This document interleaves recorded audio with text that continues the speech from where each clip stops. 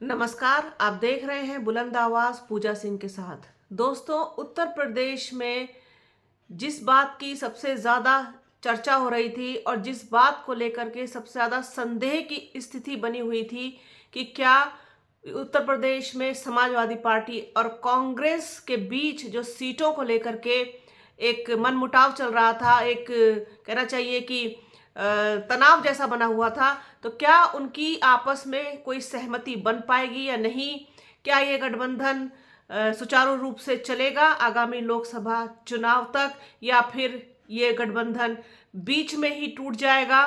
और जिस तरीके से मिल करके लड़ने की जो बात कही जा रही थी, क्या वो बात पूरी होगी या नहीं होगी? इस तरीके के तमाम सवाल और एक उलझन की स्थिति, पशोपेश की स्थिति और एक कहना चाहिए कि संशय की स्थिति लगातार बनी हुई थी।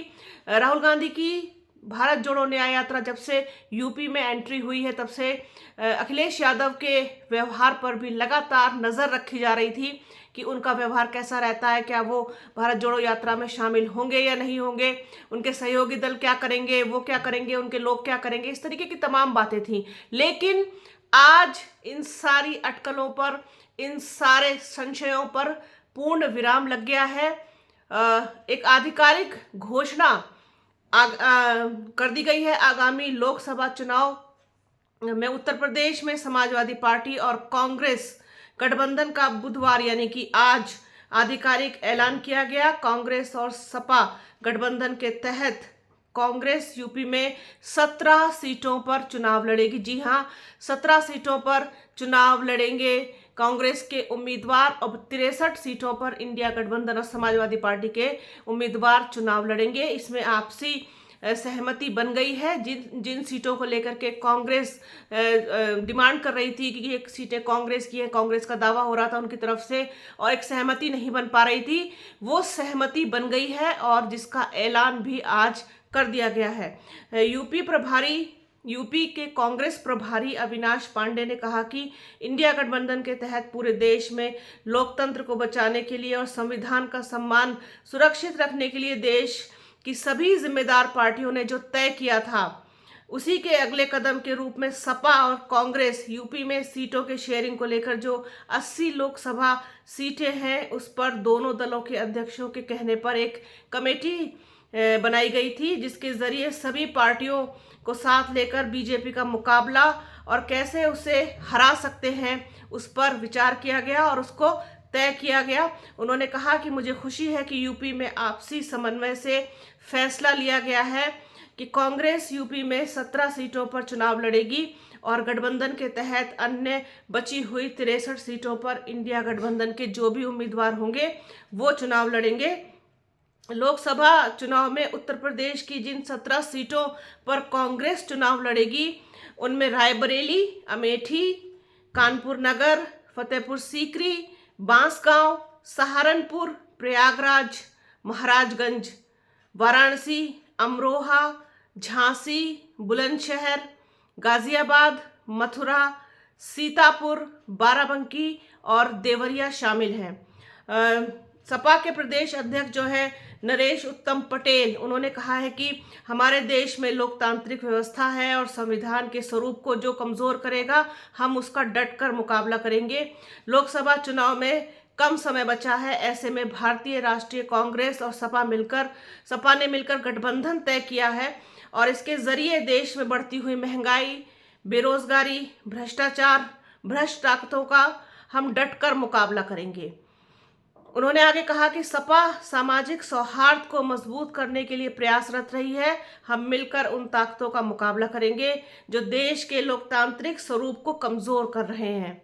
सपा और कांग्रेस ने तय किया है कि लोकसभा की 80 सीटों में कांग्रेस 17 सीटों पर चुनाव लड़ेगी, बाकी 63 सीटों पर अपने प्रत्याशी उतारेगी। मध्य प्रदेश चुनाव में सपा ने एक सीट खजुराहो के लिए अपने लिए सुरक्षित की है, उस पर वो चुनाव लड़ेगी। बाकी सीटों पर एमपी में कांग्रेस के उम्मीदवारों का वो समर्थन करेंगे। सपा के राष्ट्रीय सचिव राजेंद्र चौधरी ने कहा कि बीजेपी की वजह से लोकतंत्र खतरे में है, उसे बहाल करना है। हम मानते हैं कि इंडिया गठबंधन बीजेपी को सत्ता से बाहर फेंकने में सक्षम होगा, ऐसा उन्हें विश्वास है।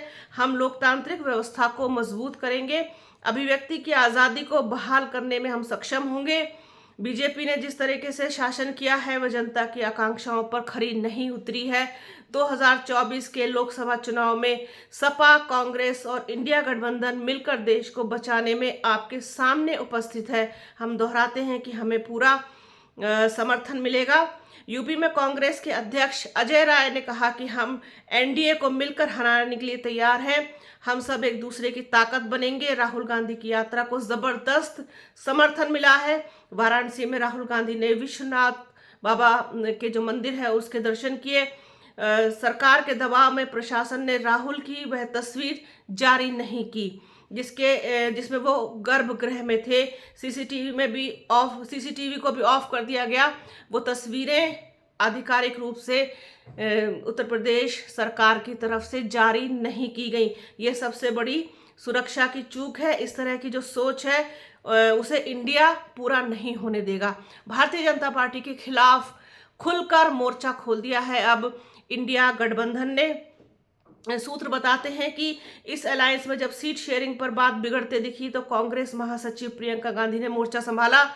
उन्होंने बातचीत की शुरुआत की। राहुल से बात करने के बाद अखिलेश यादव से बात की। उसके बाद कांग्रेस ने मुरादाबाद सीट की मांग छोड़ दी। कांग्रेस ने 2 बदलावों की मांग की। हाथरस में समाजवादी की वापसी की बजाय सीतापुर की सीट मांगी। श्रावस्ती को लेकर बुलंदशहर या मथुरा छोड़ने पर सहमति बनी। वाराणसी पर हालांकि सपा ने उम्मीदवार की घोषणा कर दी है। कांग्रेस ने सपा से उम्मीदवार वापस लेने का अनुरोध किया है। आपको बता दें कि 2017 में जब चुनाव हुए थे तब यूपी की सत्ता में सपा थी और चुनाव के वक्त सपा कांग्रेस में अलायंस हुआ था। उस वक्त चुनाव प्रचार में गठबंधन ने नारा दिया था, यूपी को ये साथ पसंद है। तब दोनों ही दलों के नेता यूपी के 2 लड़के साथ आने का संदेश देते हुए नजर आए थे। एक बार फिर से दोनों ही पार्टियों के बीच अलायंस फाइनल हो गया है। साथ ही साथ अखिलेश यादव ये कहते हुए भी देखे गए कि अंत भला तो सब भला। अब आपस में बातचीत हो गई है। इसमें जो बड़ी भूमिका निभाई है वो प्रियंका गांधी ने निभाई है।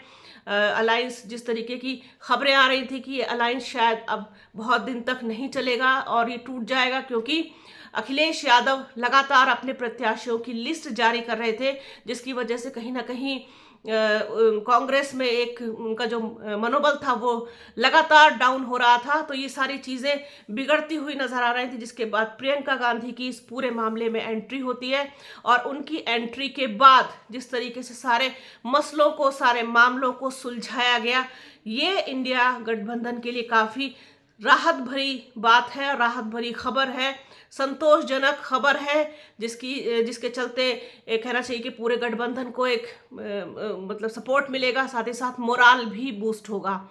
तो ये तो मतलब लगभग तय था, जिसके लिए इतने दिन से ये सारी चीज़ें चल रही थी। हालांकि इसमें बहुत सारे लोग बराबर इस चीज़ को कह रहे थे, जो हमारे सीनियर जर्नलिस्ट हैं, जो मतलब बड़ा मुकाम रखते हैं पत्रकारिता की दुनिया में, उनका भी कहीं ना कहीं विश्वास जो है वो डगमगा गया था कि ये गठबंधन टूटेगा, डेफिनेटली टूटेगा।